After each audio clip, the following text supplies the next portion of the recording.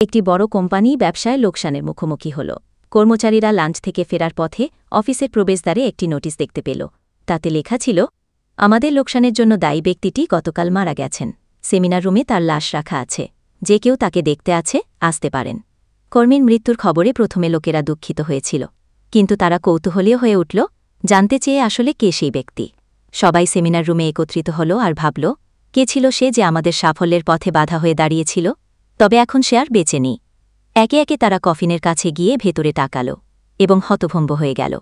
মনে হচ্ছিল যেন তাদের খুব আপন কারো লাশ সেখানে রাখা ছিল। কফিনের ভেতর একটি আয়না রাখা ছিল। যে কেউ ভেতরে তাকাচ্ছিল সে নিজের চেহারা দেখতে পাচ্ছিল। আয়নার একপাশে একটি কাগজে লেখা ছিল, তোমার সাফল্যের পথে বাধা দিতে সক্ষম শুধুমাত্র একজনই আছে গোটা পৃথিবীতে, আর সে হচ্ছ তুমি নিজে।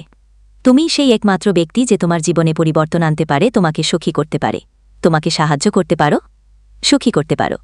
তোমার জীবন তখন বদলে যায় যখন তোমার অফিসের বস বদলায়, যখন তোমার অভিভাবক বদলায়, তোমার বন্ধুরা বদলায়। তোমার জীবন তখনই বদলায় যখন তুমি নিজে বদলাও। তোমার সক্ষমতা সম্পর্কে তোমার নিজের বিশ্বাসের সীমাটা যখন তুমি অতিক্রম করতে পারো, শুধু তখনই তোমার জীবন বদলায়। পূরণ হয় জীবনের লক্ষ্যগুলো। নিজের আলোয় আলোকিত করো চারপাশ।